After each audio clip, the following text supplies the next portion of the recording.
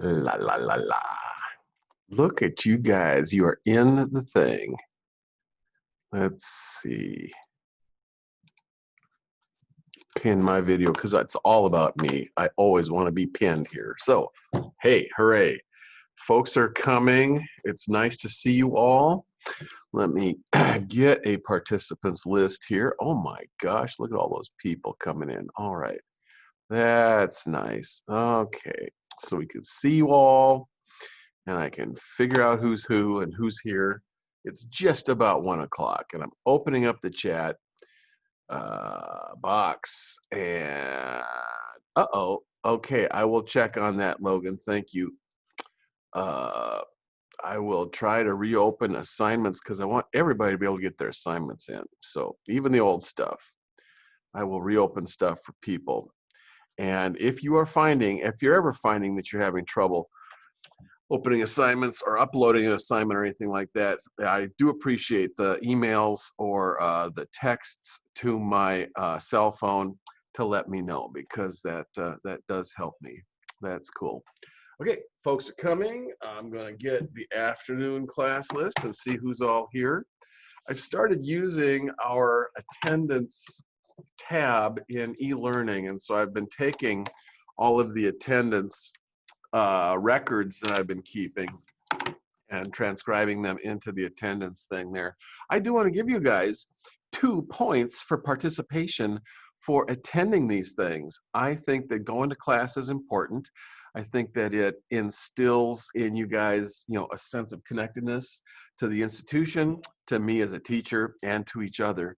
And so going to class is always better than not going to class. And so I want to reward attendance with 2 points participation every time, which will get figured into your final grade. So please do try to make a point of getting attending the classes as much as you can. And if you have something that has gotten in the way, like a work schedule or something else, you're going to have to let me know in an email or a private message so that we can work something out, because I don't want you to suffer lower grade in the class just because you weren't able to get the attendance thing happening for you on a regular basis because of a real problem, a real conflict like job or something else. So on that happy note, let me just see who's all here today. Adriel is at the top of my list. Amelia Russell is probably on the second page. Yes. Connor's on the second page. Jordan Bright is under B, so I should be able to find that person right there. Gabby is here, and Connor, Gabby, Jordan, Carly is there. Okay, and I scroll down a ways, and Logan, and Marion, and Rosalind, and Tristan are all people who are here, which is wonderful. So far, so good. Ezra, I saw Ezra. Where did Ezra bounce to? There we go. Okay. Ezra. Okay, so people are kind of buzzing in here. We got 11 of you are here. 1, 2, 3, 4, 5, 6, 7, 8. How come I don't have them all? Oh my God. So Gabby, Jordan, Marion, Rosalind, Tristan, Adriel, Amelia, Connor. Yeah. How come I don't have all you people? 1, 2, 3, 4, 5. Oh, 6, 7, 8, 9, 10, 11. Gotcha. Okay. All right. Well, it is 3 or 4 minutes after 1, which is a really good time to start. Let me see. Am I recording this thing? Yes, I am. Fantastic. All right, cool. So, Logan, I'll make a note of your chat question and look into that afterwards. I wanted to do just a pretty much big demonstration today on the next project. So We're in chapter 3 now. I'd like you guys reading chapter 3 and try to get caught up on as much of the assignment as you can. Daniela just came in, so I'm just gonna make sure she gets some points here for. All right. So get caught up on your reading, chapters 1 through 3 now. Please get caught up on that. And we're going to start doing projects about line. I'd like to do at least 2 projects that deal specifically with line as an element of art and how line can work in a composition. And you might look at today's project like, is that really lines? Are we really dealing with lines? But bear with me, it's baby steps. So we want to kind of ease into this and play with the idea of line as a concept first. Okay, how did I do this before? I think I shared my screen. So I'm going to hit my share screen button and go out to share this screen with you guys. There it is. Okay, sorry. So I've got a whole bunch of stuff on my desktop, so I'm going to try to make enough room so that you can see this rhythmic line composition project. This is the Word document that accompanies your assignment. And so when you open up coursework and go to project 5, this is a document that is attached to it that you can open up. And this is more elaboration, more clarification of what the project is. There's a little bit in the coursework as a description, but this is a lot more descriptive. So we've got a few either paraphrases or helpful definitions and how a line functions in a composition lifted from your textbook up here in the bullet points. And then we're just going to be making another collage project, trying to create line segments and then put them into a composition, playing with an idea of rhythmic line. So anyway, yeah, I'm going to go to another. Let's see, how did I do this? I guess I have to stop sharing this and then share one more thing, which is this one. Okay. So when I was in chapter 2, I think, talking about all of the different kinds of balances and harmonies and everything else that are available to you as principles of organization in a composition, this idea of rhythm and repetition was coming up. And so there was this painting that I had up there for us to look at. And this is a really good kind of a segue into our project, because this is a kind of a bunch of dancing lines. And sometimes they're kind of looking like they're interspersed with each other, or that, like there's a little transparency here. But for the most part, we see a whole bunch of very similarly configured kind of curving dancing lines dancing across this page. And so that's the concept we're gonna play with today. So assuming that you guys can't see what I'm doing here with all that stuff up, I closed a whole bunch of windows so I could just do a little bit of a demonstration. So once again, we're going to use a fashion magazine as our source material. And for anybody who's joined the course late and hasn't quite picked up on the idea, I did want you guys to buy a Vogue fashion magazine if possible, because it has the best quality printing in it. It's a really great reflection of the fashion industry in New York City. It has has really wonderful examples of all of the different kinds of design that you can get into. You can get into photography and become a photographer, or an editor, a photography editor, or one who does publication design and puts together either advertisements or the layout for the articles in the magazine.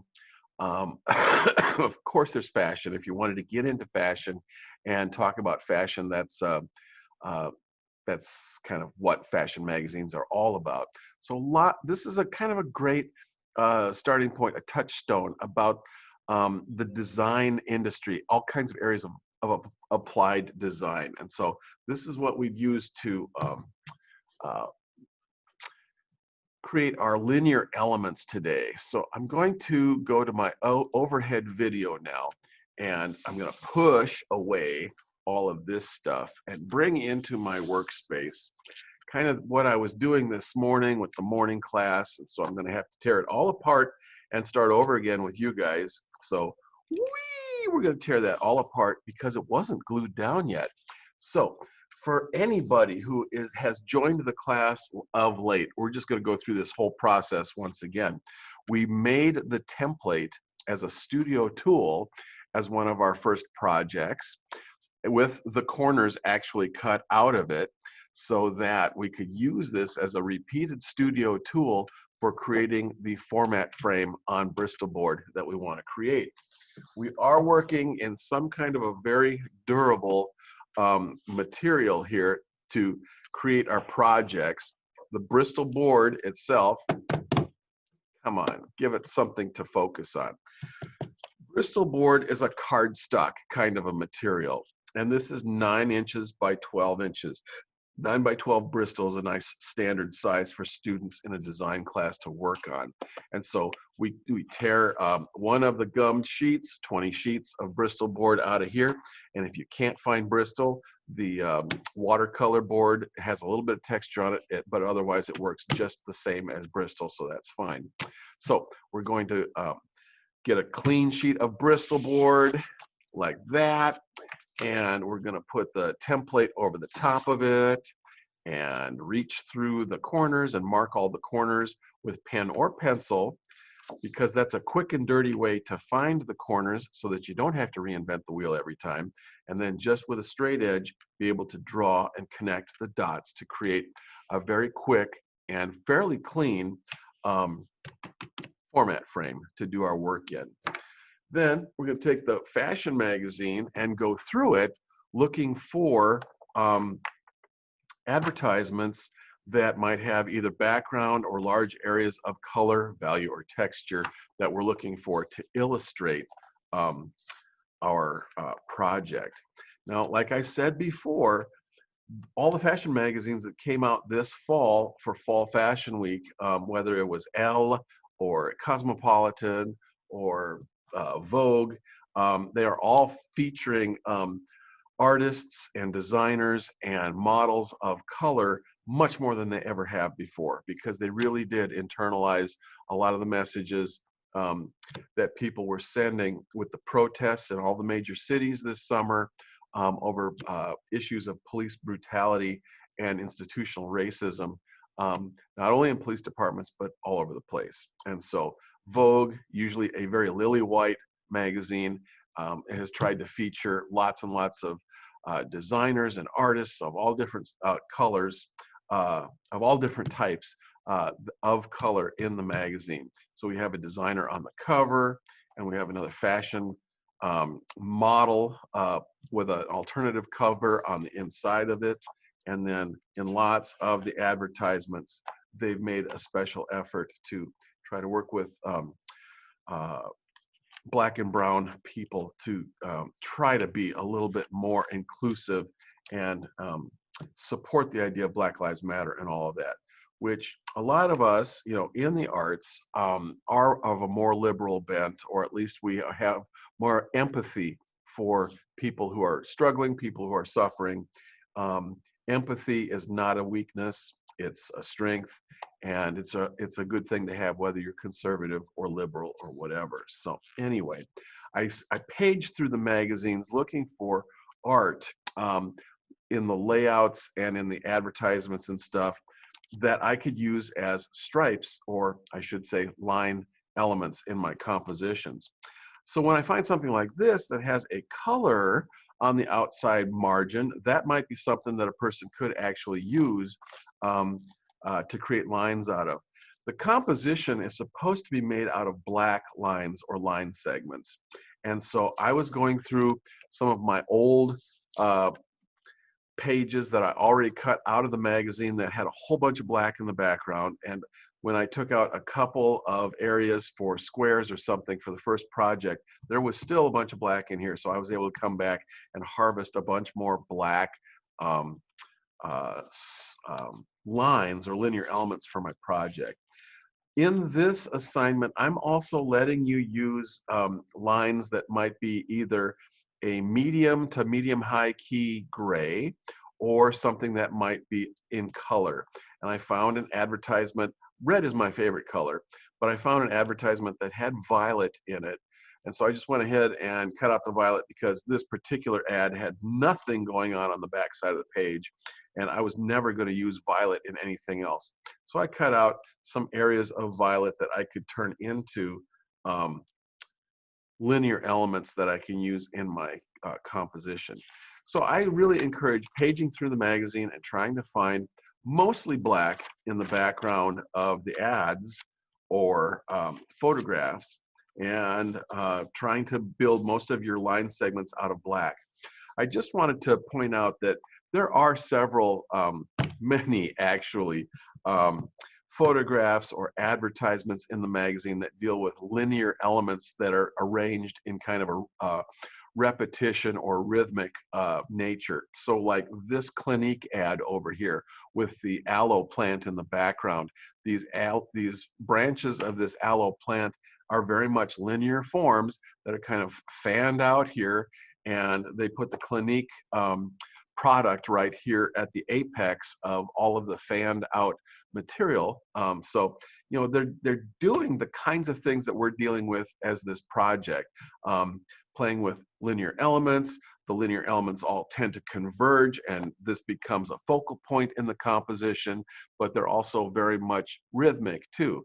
Now that's an abstraction, and what, you know, when you're just dealing with the superficiality of this, you're seeing, oh, it's an aloe plant, and those are all the branches of the aloe plant. Okay, and so we can see what the graphic designer, what the art director was trying to do here by focusing your attention toward Clinique with all of these elements that are coming together at a focal point here. But anyway, so that kind of stuff happens in the magazine, and you can even notice that headlines made up of letters are kind of a repetition of linear form that has a certain rhythmic quality to it. So any kind of a headline, you know, large area of text, I'm not text, but a large headline of large font text has a certain rhythmic quality to it. So that's even in the graphic design, the use of text in the composition. So anyway, the kinds of things that we're doing here are very universal and used throughout. So I wanted us to be sampling from the magazines and cutting out and creating our own lines or line segments. And I decided that a straight line segment was just a little too boring for me. So I was cutting out things that were just a little bit more interesting to me. And I started to come up with something that had a little bit of a curve in it. Not too much, because I still want these to be kind of like lines and not necessarily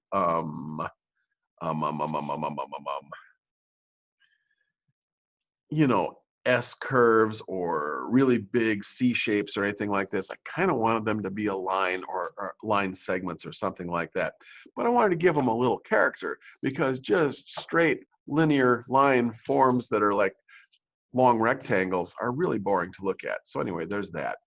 And then I cut out some other kinds of things here. So we've got black lines, and I want you to use a minimum of 7, somewhere between 7 and 12 linear forms in your composition would be lovely or wonderful or something.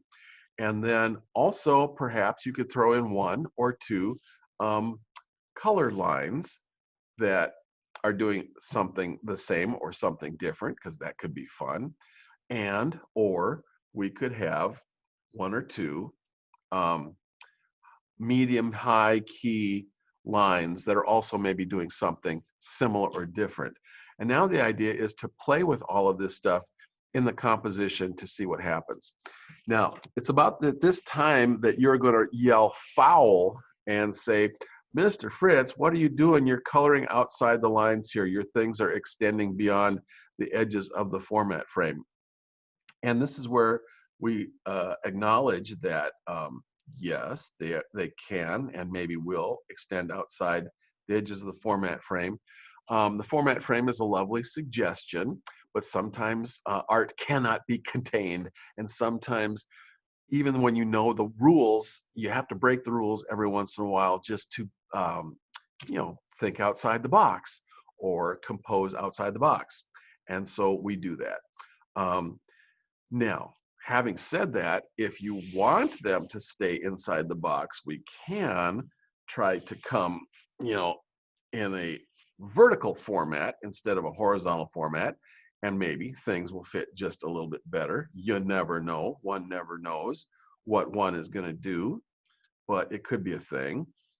And so we can play with the idea of how we're going to activate and use this compositional space. And it's going to be up to you whether you stay inside the lines of the composition or whether the occasional end or tail of one of these lines goes outside the compositional space or whatever it's going to be. Um, but once you get all of your elements cut out, and you might have a few extra elements cut out just to play with and to substitute in, because you never know how these things are going to work. You can always be playing, substituting in, substituting out another player from the roster to see how things are going in this game. But we're going to play with the idea of, a repetition, a rhythmic kind of series of lines, and see what happens here as you kind of substitute things in. This is going to be about your spacing and whether you want things spaced really tightly so that they start to associate as a group or a subset of the composition, whether you want to have gaps in your composition, larger areas of negative space, and how larger groups and smaller groups might relate to each other. But you're always going to see that there is kind of a repetition of form, and it forms some kind of a rhythmic pulsating action. And if you break these things up, then it becomes kind of syncopated in the way that it works. If you've ever taken a music class and talked about rhythms, you can have regular rhythms and you can have syncopated rhythms and you can have broken up rhythms. And so those are the kinds of things that we can replicate in a visual composition too. And even when these things, you can play with that in terms of how the ends line up with each other or not, because the ends can all line up with each other, and you can cut these things so that the ends all line up and things do really nice things. Or you can have every once in a while a tail that kind of hangs out into space that breaks up the regularity of the project. So you can cut out somewhere between 7 and 12 lines, and they can be straight or curving. They can be a simple, fairly open C curve with not a lot of curve in it, or this kind of S curve, or whatever you want to do. And the quality of the ends of the lines is really up to you. It can be a rounded end. It can be this French cut end like I've done. I've cut all of these ends on a diagonal, whatever. Now with these S-shaped lines here, I've been playing with an S shape of a certain kind, and then of course the violet ones were cut out backwards, so they don't line up with or nest with the other lines. They're completely different. So you can play with a concept like that too, in terms of what kind of difference is happening with different kinds of lines.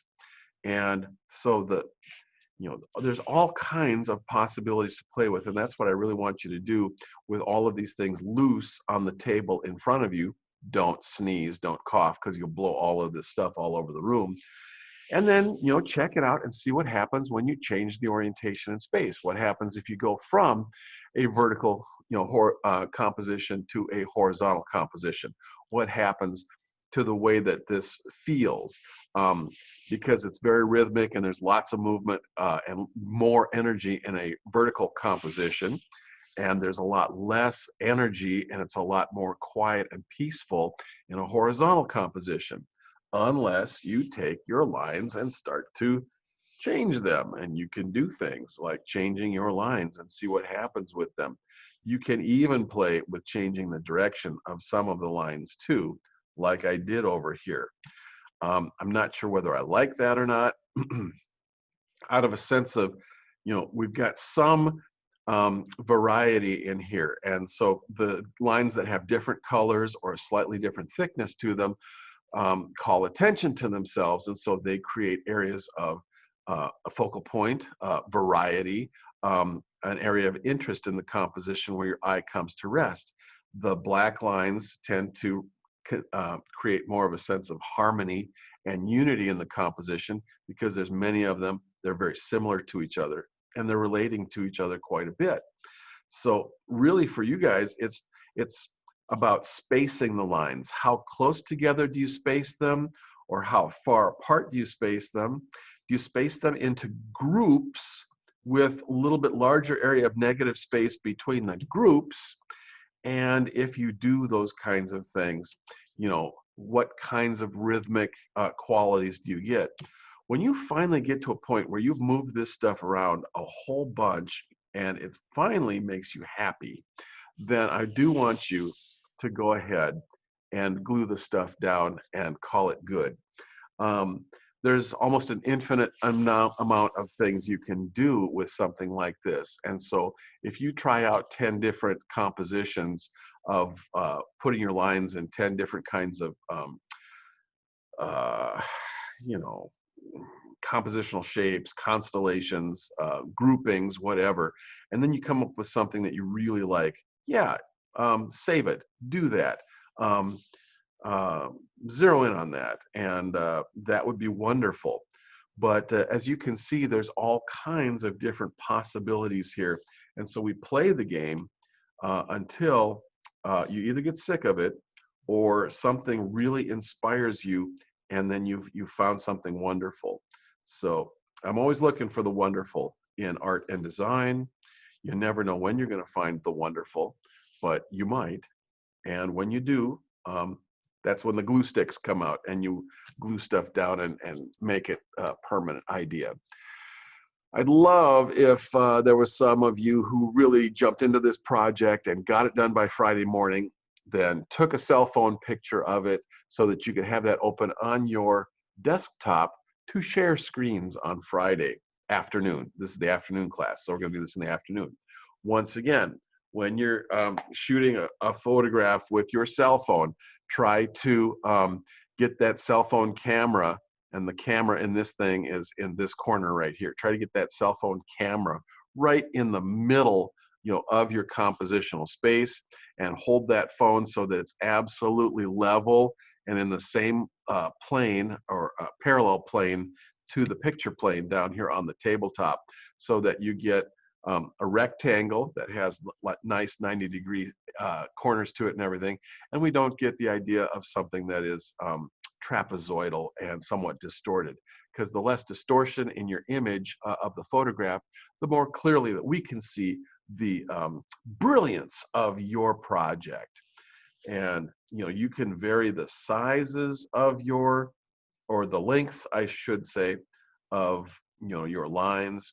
You can vary the thickness of your lines, and you can even occasionally vary either the line in terms of value on a grayscale. Usually these medium to medium high key values work the best in this project, or you can throw in something that has color in it too, just as something that's completely different and fun and acts as a focal point in the composition. So this is the project that I'd like you guys to work on. The due date for this is Friday at midnight, and then I will take late ones, until Sunday at midnight with no penalty whatsoever. I'm just trying to figure out how to create due dates so that you guys can get them done and then extend the due date automatically so that you can still make the second cutoff due date and everybody can get it done by Sunday night. But if I make it due on Friday night, that'll get most people to get it done by Friday night at midnight. And those of you who are the A students, the crazy, art and design people who really like to jump in with both feet really quick on a project like this, you'll have it done by Monday morning, so that at least Monday afternoon, so that we can at least um, share 4, 5, or 6 of these in kind of a critique session on Friday. Because this isn't hard. This one isn't hard. I like to blast through this one to get us something done so that we can jump into another project next week. I'm going to unshare, or I'm going to change my camera view here so you can see my lovely face again, because it's all about my lovely face. And specific sizes of lines. Well, in my directions for this thing, let's see. I'm trying to find my participants list. There we go. In my directions, I specified that a line can be a minimum of 5 times as long as it is wide. So if we take the width of the line as 1 unit, I'd like the line segment to be at least 5 times longer than the width. Otherwise, these things get to be a little bit too chunky and become more like a shape rather than a line. And so longer, you can't see that against my shirt. Longer lines, tend to have a little bit more of a linear, spaghetti, wormy quality to them than shorter lines.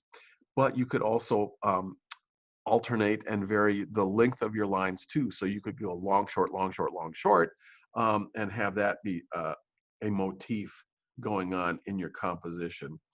It's really going to be up to you guys how you finesse this. And it's going to be interesting for us as viewers to be able to see something that is all lines, but it's not just 5 damn squares like the first 2 projects that we've been working on. So now we're starting to get into areas where you can use your creativity and bust out a little bit into something that's more unique and more your idea.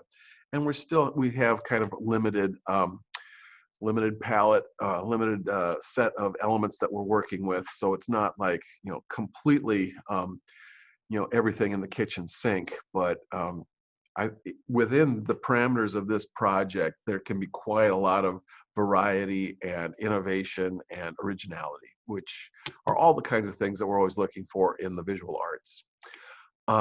So I'm going to look at the clock, and the clock says that it's been about a half an hour of talking that you've had to listen to. That, in a nutshell, is my project. If you guys would like to ask me a question, please go right ahead and unmute your microphone, or hit the blue hand button to raise your hand.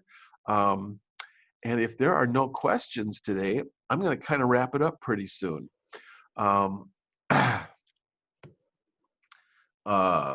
This is a fun, quickie project. Amelia, yes, please. So if we were to put the lines in a specific way that kind of created a picture, would that be okay? Ooh, pictures. Well, pictures. Let me go back to this thing. I guess I don't mind the picture idea at all, as long as the lines have a rhythmic quality to them. If you're just going to build like a house, with a gable roof and some one of these bad boys and a door and a chimney on it with a smoke coming out the chimney out of linear elements, then the idea of the picture takes over, and then we lose the idea of the rhythmic repetition of lines happening. So I will say, yes, you can do a picture as long as the major idea is still linear elements kind of dancing across the composition. But they can dance back and forth, they can do all kinds of funky stuff. They don't have to all be parallel to each other. They can be snakes, they can be fingers, they could be stalks of an aloe vera plant. But they could what was that aloe vera plant doing? It was fanning out. So they could all kind of come together like that and fan out or something like that. Anyway, something like that.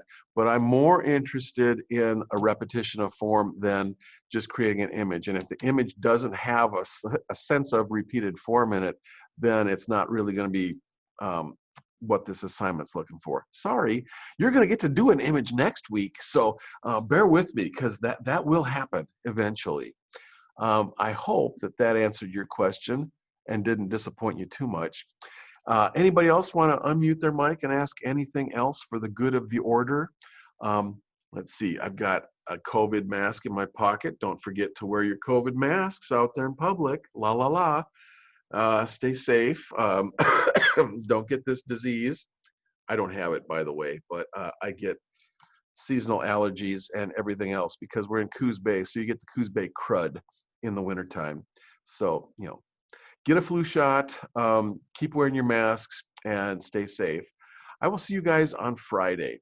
And so hopefully 4 or 5 of you will have it done and take a picture of it, have the picture open on your desktop so we can share them and do a little bit of a critique on Friday.